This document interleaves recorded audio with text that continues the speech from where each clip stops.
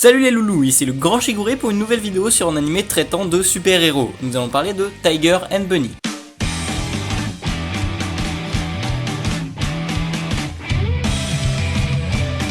Tiger and Bunny est un animé original fait par le studio Sunrise. Il a été réalisé par Keiichi Sato en 2011, réalisateur de Black Butler et Last Hero Inuyashiki entre autres. Et vous savez quoi? Sur cet animé, il y a aussi le même compositeur que sur Last Hero Inuyashiki. Car oui, comme on dit, on ne change pas une équipe qui gagne. L'animé contient donc 25 épisodes et 2 films sont sortis par la suite, à savoir Tiger and Bunny The Beginning, qui est un résumé des 2 premiers épisodes en gros, et ensuite Tiger and Bunny The Rising, qui raconte la suite des événements de l'animé. Donc pour une meilleure expérience de l'œuvre, il serait préférable de regarder le second film après avoir vu l'animé. Mais enfin, de quoi parle donc Tigre et Lapin? Et oui, on dirait le nom d'un dessin animé sortant sur Midi les Zouzous. Aucun citoyen de Sternbuild City ne rate l'émission Hero TV, une espèce de jeu télévisé filmant les interventions des super-héros en direct. Les héros gagnent des points en fonction de ce qu'ils réalisent durant leurs interventions, dans le but de faire un top 10 des super-héros, à l'image d'une vidéo de la Mafachée de piètre qualité. Nous allons nous intéresser à Tifo. Ta gueule!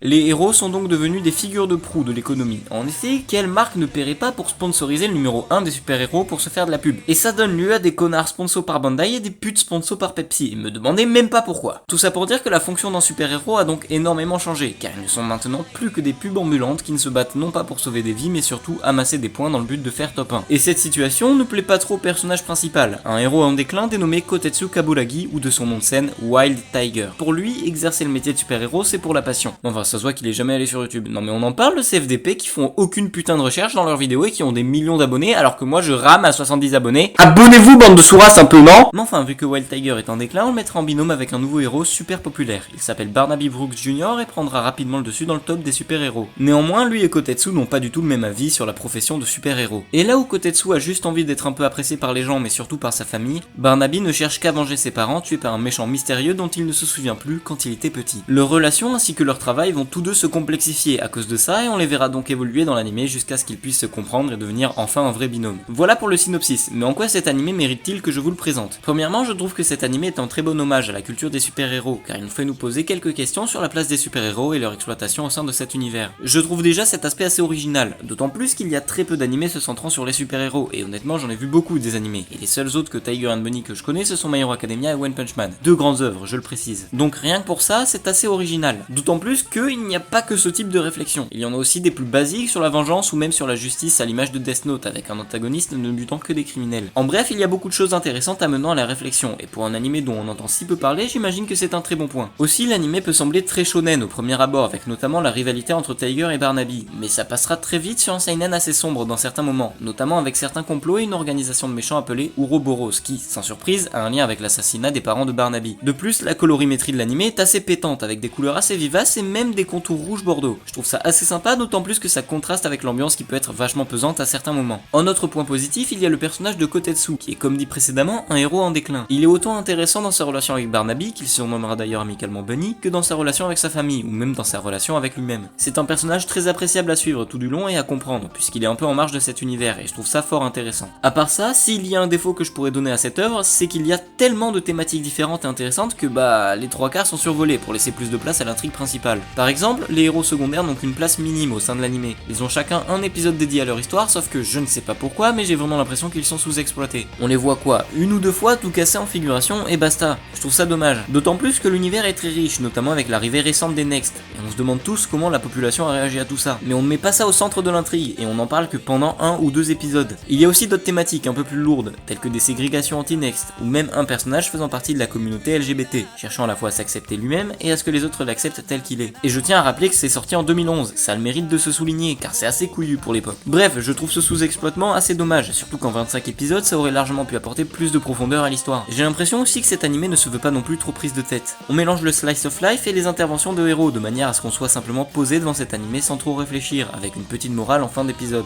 Bref, on regarde et on s'amuse. Et pour finir, je dirais que mine de rien, c'est un très bon animé, qui pousse à la réflexion et qui divertit très bien. Cependant, je perçois qu'il ne sait pas trop où se poser, et que dans certains moments, il hésite entre histoire légère et histoire complexe. Est-ce une qualité, est-ce un défaut? Franchement je sais pas, après ça ne gâche pas du tout l'expérience, donc j'imagine que ce n'est pas trop un problème. Mais je suis tout de même un peu déçu vis-à-vis de cet aspect très peu prise de tête. Même si n'empêche que, je tiens à le préciser, l'animé est quand même très bien comme ça. Je vous encourage à le regarder parce qu'il est quand même cool. Et pour ceux qui veulent savoir, il n'est sur aucune plateforme telle que Netflix, Wakanim ou ADN. Mais rassurez-vous, il est trouvable assez facilement en streaming. Sur ce, je vous souhaite une bonne journée, une bonne soirée. C'était le parfait Shigure. Sayonara.